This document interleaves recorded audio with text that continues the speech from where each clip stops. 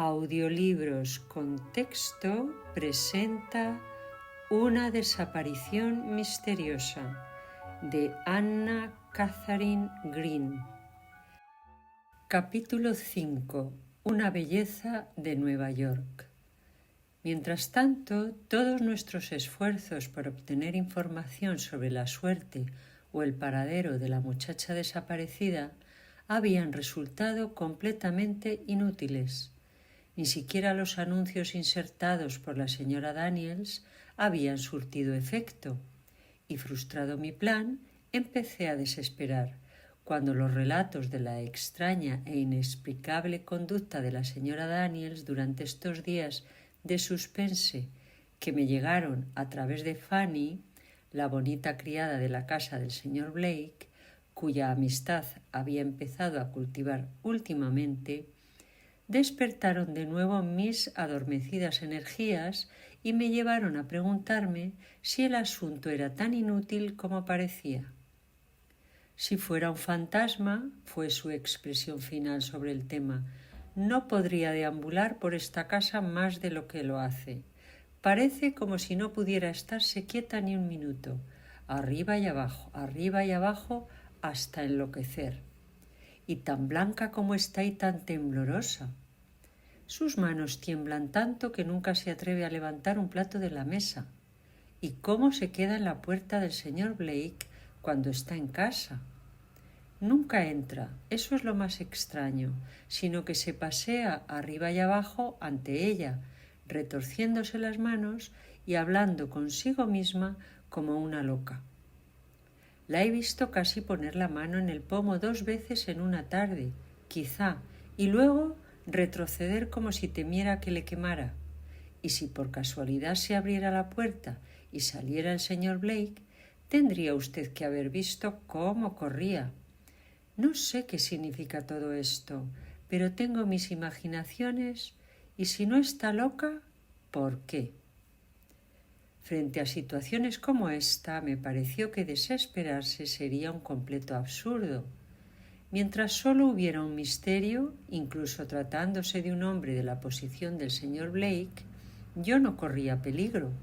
Lo único que me inquietaba era que todo terminara reduciéndose a una simple fuga o a algo demasiado común. Por lo tanto, cuando unos minutos más tarde Fanny anunció que el señor Blake había encargado un carruaje para que lo llevara al baile benéfico de esa noche, decidí seguirlo y averiguar, si era posible, qué cambio se había producido en él o en sus circunstancias para inducirlo a semejante innovación en sus hábitos. Aunque era tarde, no me costó mucho llevar a cabo mi plan, y llegué a la academia algo menos de 1 hora después del baile de apertura. El público era numeroso y di 3 vueltas por la pista antes de dar con él. Cuando lo hice, confieso que me sentí un poco decepcionado, pues en lugar de encontrarlo, como esperaba, en el centro de un círculo de damas y caballeros, lo vi retirado en un rincón con un viejo y anodino político del distrito 15, discutiendo, según oí por casualidad, los méritos y deméritos de un tal Smith, que en aquel momento estaba causando algún alboroto en el partido.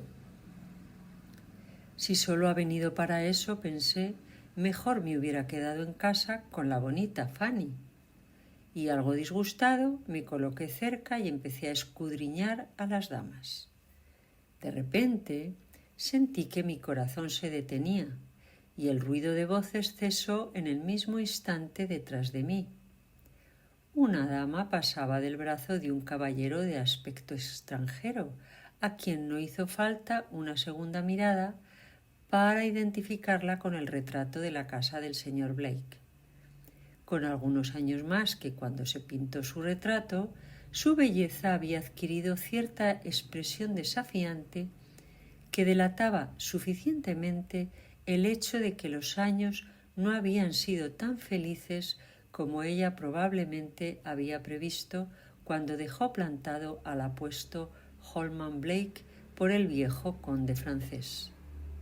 En cualquier caso, Así interpreté la mirada de desprecio latente que ardía en sus ojos oscuros, cuando ella giró lentamente su cabeza, ricamente enjollada, hacia la esquina donde estaba aquel caballero. Y al encontrarse con sus ojos, sin duda, se inclinó con una súbita pérdida de compostura que ni todo el altivo porte de su noble figura, mantenida doblemente erguida durante los siguientes instantes, pudo ocultar o hacer olvidar del todo. «Ella todavía lo ama», comenté interiormente, y me volví para ver si la sorpresa había despertado alguna expresión en su poco comunicativo semblante. Evidentemente no, porque el viejo y rudo político del Distrito 15 se estaba riendo, probablemente de una de sus propias bromas, y miraba a la cara del señor Blake, que me daba la espalda, de un modo que excluía por completo cualquier expresión trágica en ese aspecto. Algo disgustado me retiré y seguí a la dama. No pude acercarme mucho. Quería saber si el señor Blake se acercaría a ella o no durante la velada. Los momentos pasaban tediosamente, pero un detective de servicio o de servicio imaginario no sucumbe al cansancio.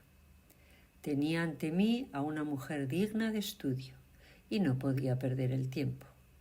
Aprendí a conocer su belleza, el porte de su cabeza, el rubor de sus mejillas, la mirada, sí, la mirada de sus ojos, aunque eso era más difícil de entender, porque a veces tenía una manera de dejar caer los párpados que, aunque era sumamente eficaz para el pobre infeliz hacia el que dirigía aquel rayo de luz medio velado, era cualquier cosa menos propicia para mis propósitos.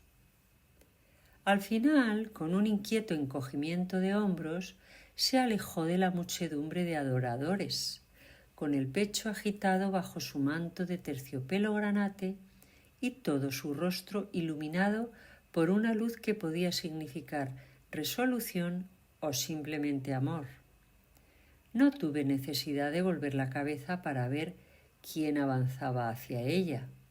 Su majestuosa actitud de condesa, su emocionante mirada de mujer, la delataron demasiado pronto. Él era el más sereno de los dos. Se inclinó sobre la mano de ella con unas palabras que no pude oír. Retrocedió un paso y empezó a pronunciar los habituales sentimientos vulgares de la ocasión. Ella no respondió. Con un esplendor de indiferencia que no se ve a menudo ni siquiera en la manera de ser de nuestras más grandes damas, esperó, abriendo y cerrando su abanico ricamente emplumado, como quien dice: «Sé que hay que pasar por todo esto, por lo tanto seré paciente». Pero a medida que pasaban los momentos y su tono permanecía inalterado, pude detectar un leve destello de impaciencia en el fondo de sus ojos oscuros y un cambio en la sonrisa convencional que hasta entonces había alumbrado sin iluminar su semblante. Apartándose aún más de la muchedumbre que no dejaba de agobiarla, miró a su alrededor como buscando un refugio. Su mirada se posó en cierta ventana, con un brillo de satisfacción. Viendo que enseguida se retirarían por allí, aproveché el momento y me apresuré a ocultarme tras una cortina lo más cerca posible de aquella ventana. Al instante oí que se acercaban.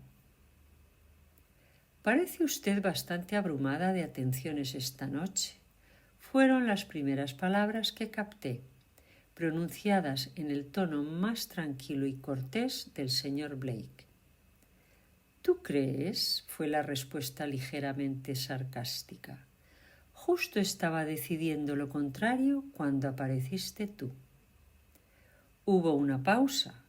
Sacando mi cortapuros, rasgué una costura de la cortina que colgaba ante mí y miré a través de ella.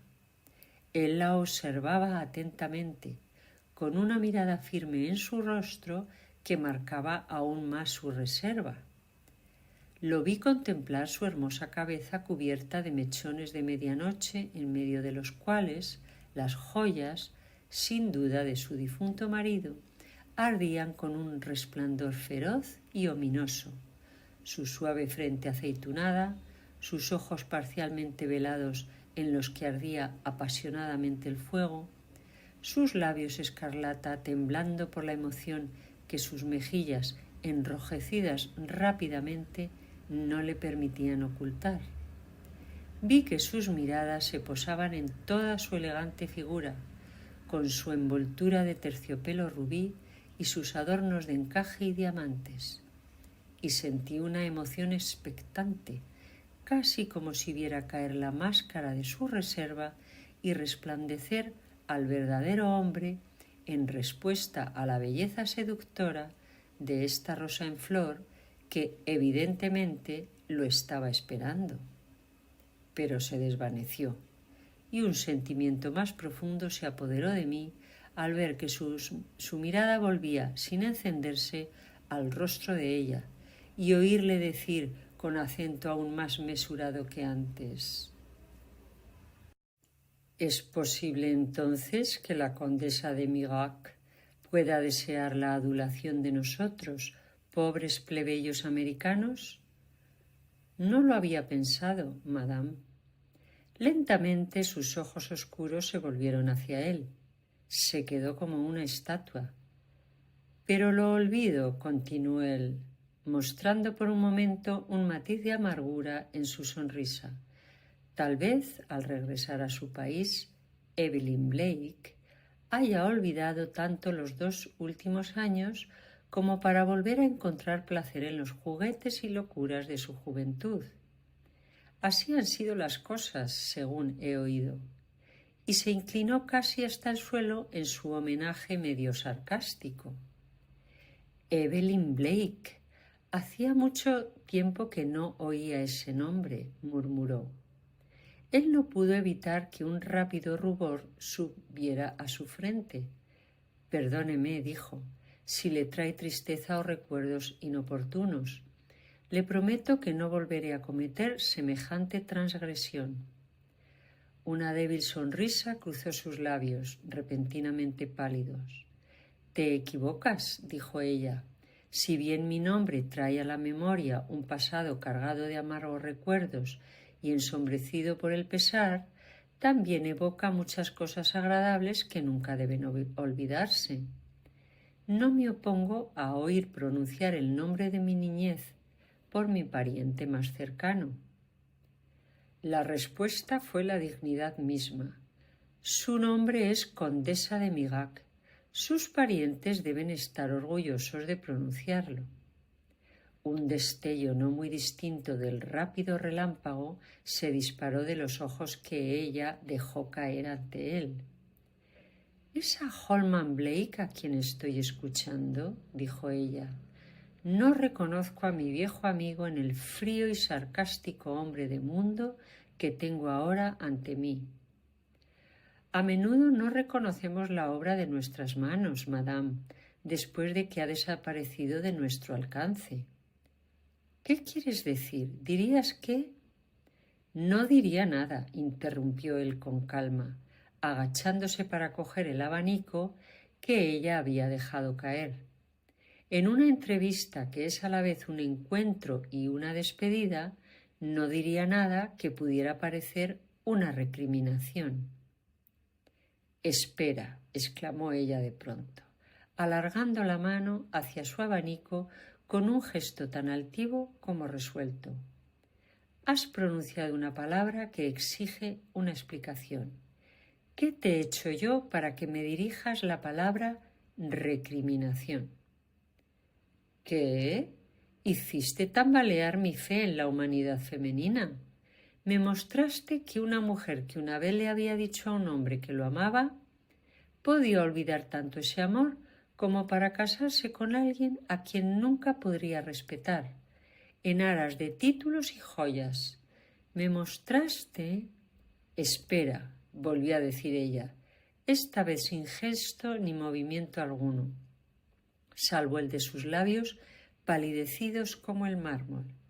¿Y qué te mostré? Él se sobresaltó, enrojeció profundamente y por un momento permaneció ante ella desenmascarado de su severa compostura. Le ruego me disculpe, dijo. Retiro la palabra recriminación. Ahora le tocaba a ella levantar la cabeza y observarlo. Con una mirada menos fría que la de él, pero igual de deliberada, contempló su orgullosa cabeza inclinada ante ella. Estudió su rostro, línea por línea, desde la severa frente hasta los labios estrechamente comprimidos en los que la melancolía parecía haber puesto su sello eterno, y un cambio pasó por su semblante. Holman, dijo ella, con un repentino impulso de ternura, si en tiempos pasados ambos nos comportamos con demasiada prudencia mundana, como para que a ninguno de los dos nos complazca ahora volver la vista atrás, ¿hay alguna razón para que estropeemos todo nuestro futuro insistiendo demasiado en lo que sin duda somos todavía lo bastante jóvenes como para enterrar, sino olvidar? Reconozco que me habría comportado de un modo más ideal si después de haber sido abandonada por ti hubiera vuelto la cara a la sociedad y dejado que el gusano de la desesperación destruyera lentamente la vida y el esplendor que me quedaban. Pero era joven y la sociedad tenía sus encantos, así como las perspectivas de riqueza y posición, por vacías que resultaran. Tú, que hoy eres el dueño de ambos, porque hace 12 meses abandonaste a Evelyn Blake, deberías ser el último en reprochármelo. No te lo reprocho, solo digo que dejes que el pasado se olvide. Imposible, exclamó, ensombreciéndose todo su rostro con una expresión que yo no podía comprender. Lo que se hizo en aquel momento no puede deshacerse. Para ti, para mí, no hay futuro. Sí, dijo volviéndose hacia ella cuando hizo un leve movimiento de desacuerdo. No hay futuro. Podemos enterrar el pasado, pero no podemos resucitarlo. Dudo que quieras hacerlo si pudiéramos. Como no podemos, por supuesto no desearás ni siquiera volver a conversar sobre el tema. Evelyn, quise verte una vez, pero no deseo volver a verte. ¿Perdonarás mi franqueza y me dejarás libre? Perdonaré tu franqueza, pero... Su mirada decía que no lo soltaría. Él pareció comprenderlo y sonrió, pero muy amargamente. Al cabo de un momento, él había hecho una referencia y se había marchado, y ella había vuelto con su multitud de aduladores. Capítulo 6. Un poco de percal. Fue por aquel entonces cuando me instalé en una especie de pensión que ocupaba la esquina opuesta a la del señor Blake. Mi habitación, como me empeñé en tenerla, daba a la avenida y desde sus ventanas podía observar fácilmente las idas y venidas del caballero, cuyos movimientos me interesaban cada día más. Por atribuirlo al capricho, y los hombres son a menudo tan caprichosos como las mujeres, o explicarlo como se quiera, su inquietud en este período era verdaderamente notable. No había día en que no se dedicara a pasear por las calles, y no con su habitual aire de caballero sin rumbo, sino con impaciencia y una mirada atenta que vagaba aquí y allá, como una fiera en busca de su presa.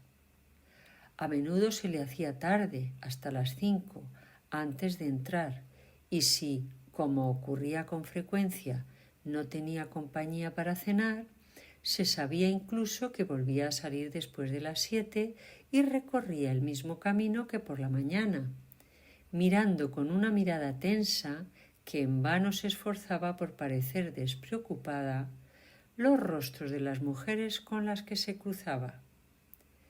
No pocas veces lo seguí en esos momentos, tanto por mi propia diversión como por la esperanza de encontrar algo que pudiera ayudarme en el trabajo que tenía ante mí.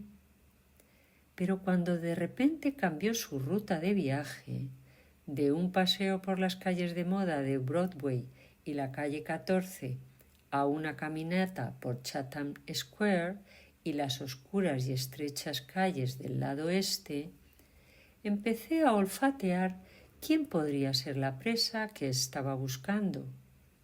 Y dejando a un lado cualquier otra consideración, me puse regularmente a seguir sus pasos, como solo yo, con mis innumerables disfraces, sabía hacer. Durante 3 días distintos me mantuve pisándole los talones donde quiera que iba, cada día más asombrado, por no decir esperanzado, al encontrarme recorriendo las calles más estrechas y de peor reputación de la ciudad, deteniéndome en las tiendas de los prestamistas, espiando en las trastiendas de las licorerías, mezclándome con las multitudes que infestan las tiendas de ultramarinos de la esquina al anochecer, e incluso escabulléndome con la mano en el gatillo de la pistola que llevaba en el bolsillo, por callejones oscuros donde cada puerta que se abría y cerraba silenciosamente al pasar se cerraba sobre guaridas de villanos que sólo nosotros, la policía o aquellas buenas almas que, por amor a aquel cuyo ejemplo siguen, dejan a un lado sus miedos y su sensibilidad para llevar la luz a los oscuros pozos de este desdichado mundo.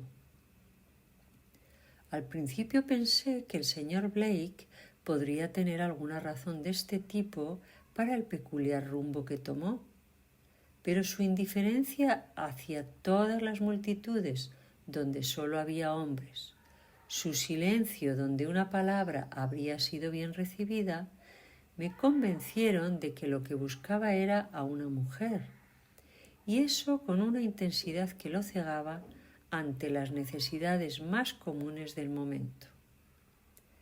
Incluso lo vi una vez en su prisa y abstracción pasar por encima del cuerpo de un niño que había caído boca abajo sobre las piedras. Lo más extraño de todo era que no parecía tener miedo.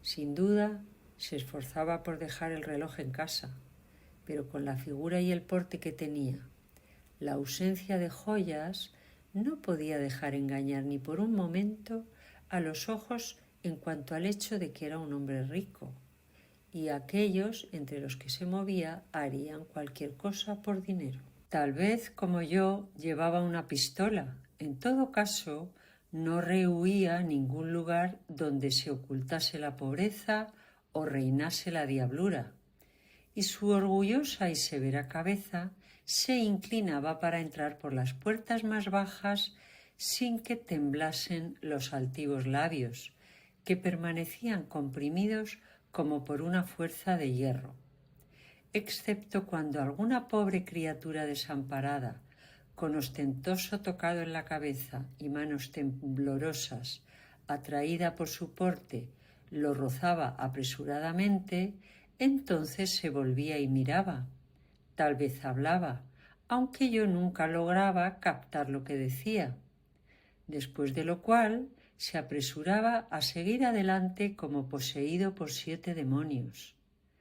Las noches de aquellos 3 días también fueron notables. 2 de ellas las pasó de la manera que he descrito. La tercera la pasó en Windsor House, donde la condesa de Mirac había alquilado habitaciones. Yendo hasta la entrada de señoras y tocando el timbre solo para retroceder y caminar de un lado a otro del camino, con las manos a la espalda y la cabeza inclinada, evidentemente deliberando sobre si debía o no llevar a cabo su intención original de entrar. La llegada de un carruaje con la majestuosa protagonista de sus deliberaciones, cuyo elaborado atuendo sugería que venía de una recepción privada, disipó de inmediato sus dudas. Cuando la puerta se abrió para dejarla entrar, lo vi observarla, envuelta en su nívea capa de ópera sobre los amplios pliegues de su seda color maíz, y retroceder con lo que pareció un suspiro de ira o desconfianza. Sin esperar a que la puerta se cerrara tras ella, se volvió hacia su casa con un paso ahora firme. El cuarto día, para mi infinito disgusto, me puse enfermo y no pude acompañarlo. Todo lo que pude hacer fue envolverme en mantas y sentarme en mi ventana, desde donde tuve la satisfacción de verlo partir, como suponía, hacia su ruta habitual. El resto del día lo empleé en una larga y aburrida espera de su regreso, solo aliviada por ocasionales atisbos del rostro preocupado de la señora Daniels cuando aparecía en una u otra ventana de la anticuada mansión que tenía ante mí. Parecía también intranquila, abriendo las ventanas y mirando hacia afuera con desolados movimientos de cuello, como si ella también estuviera esperando a su amo.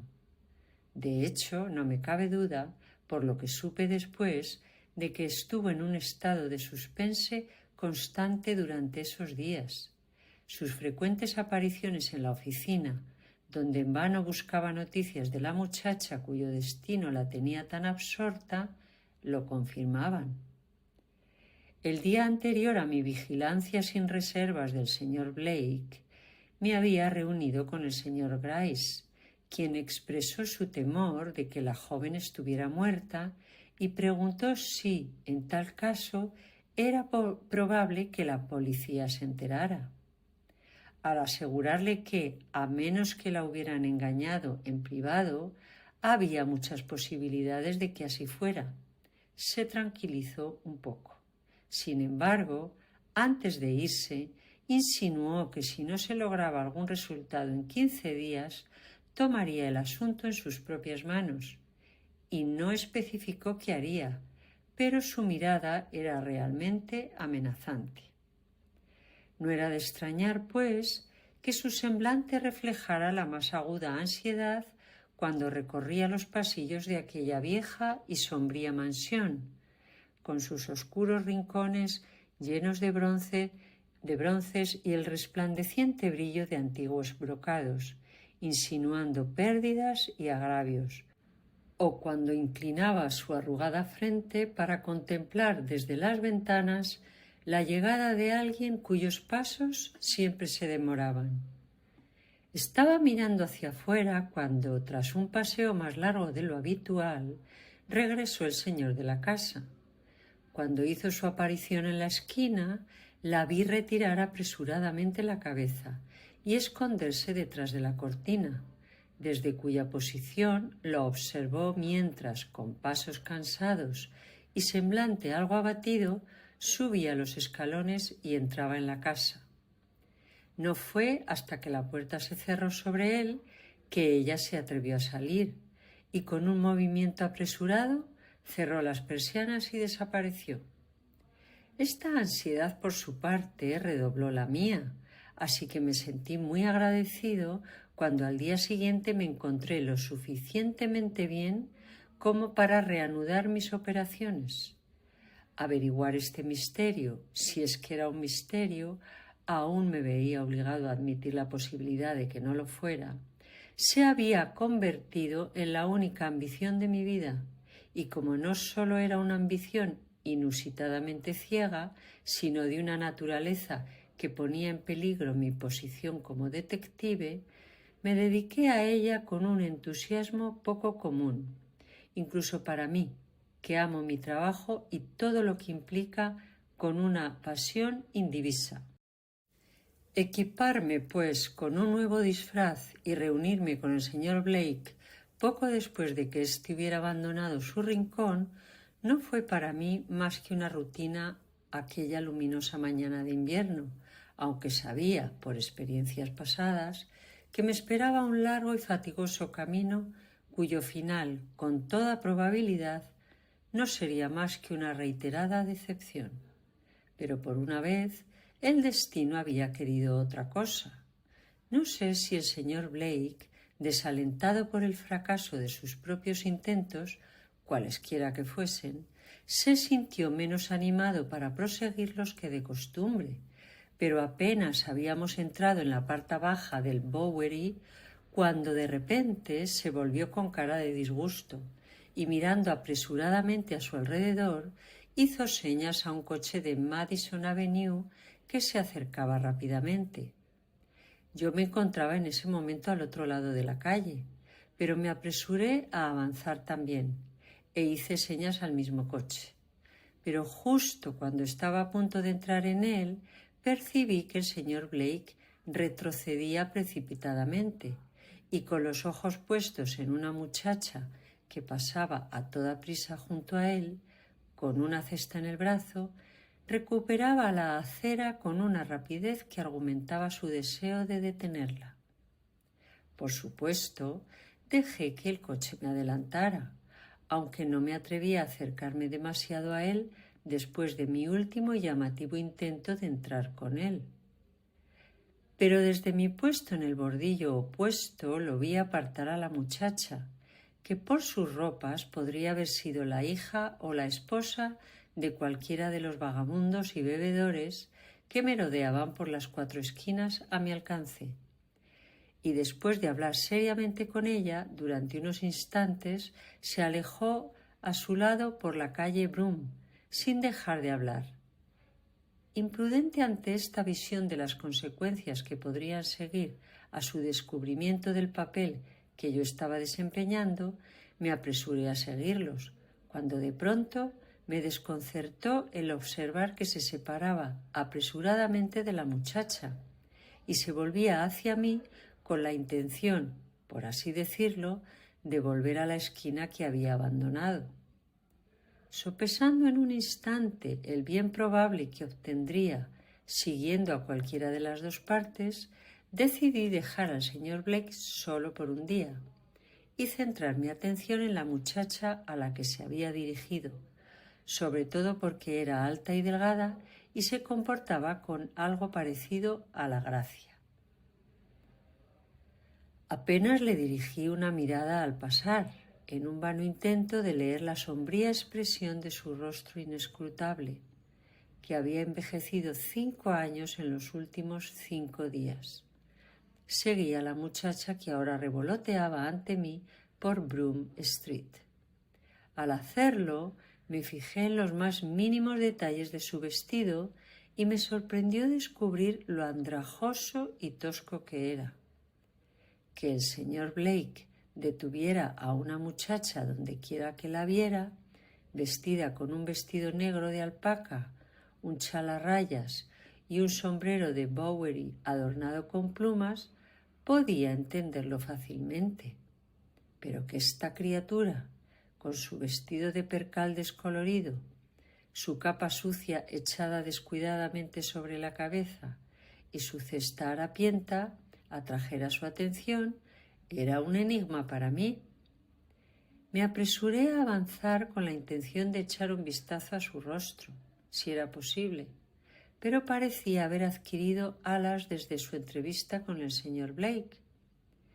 Metiéndose en medio de una multitud de chiquillos que salían corriendo de Centre Street tras una carrera rota y un caballo desbocado, desapareció de mi vista con tal rapidez que pronto vi que mi única esperanza de alcanzarla era correr. En consecuencia, aceleré mis pasos cuando esos mismos jóvenes vociferantes se interpusieron en mi camino. Tropecé y reconozco que me retiré de aquel terreno desconcertado. Pero no del todo. Justo cuando bajaba, vi a la muchacha hurgando en un cubo de basura que había en el bordillo de la acera. Y cuando se restableció el orden, y con ello quiero decir que cuando su humilde servidor recobró el equilibrio, me di cuenta de que había desaparecido. Me apresuré a llegar al cubo y encontré colgado de él un trozo de trapo fácilmente reconocible como un trozo del viejo vestido de percal de color indefinido que había estado siguiendo un momento antes. Considerándolo como el único botín de un día de trabajo insatisfactorio, lo guardé cuidadosamente en mi libro de bolsillo, donde yacía hasta... Pero con todo mi afán de comprensión no debo anticiparme. Cuando llegué a casa aquella tarde, me encontré inesperadamente envuelto en un asunto que, al menos durante el resto del día, me impidió seguir ocupándome del asunto que tenía entre manos. A la mañana siguiente, el señor Blake no salió como de costumbre, y al mediodía recibí de Fanny la indicación de que se disponía a emprender un viaje. No pudo decirme a dónde ni cuándo, aunque creía probable que tomara un tren temprano. La señora Daniels se sentía fatal, según me informó, y la casa parecía una tumba. Muy excitado por esta inesperada decisión del señor Blake, me fui a casa y preparé mi maleta con algo del espíritu de aquella que dijo una vez, en circunstancias algo diferentes, supongo: «A donde tú vayas, iré yo». La verdad era que había viajado tan lejos y aprendido tan poco que mi orgullo profesional estaba picado. Aquella expresión del señor Gryce todavía me escocía, y nada podía calmar ahora mi espíritu herido salvo el éxito. Por consiguiente, cuando a la mañana siguiente el señor Blake se presentó en la taquilla del ferrocarril del río Hudson para comprar un billete con destino a Putney, una pequeña ciudad del norte de Vermont, encontró a su lado a un joven y acicalado tamborilero, o lo que sin duda parecía serlo, que por alguna extraña coincidencia quería un billete para el mismo lugar. El hecho no pareció sorprenderlo lo más mínimo, ni me lanzó una mirada más allá de la ordinaria de un extraño a otro. De hecho, el señor Blake no parecía ser un hombre desconfiado, ni creo que en algún momento tuviera la más remota idea de que lo vigilaban o lo seguían. Una ignorancia de la verdad que me encargué de preservar tomando asiento en un vagón distinto al suyo y no dejándome ver de nuevo durante todo el trayecto de Nueva York a Putney.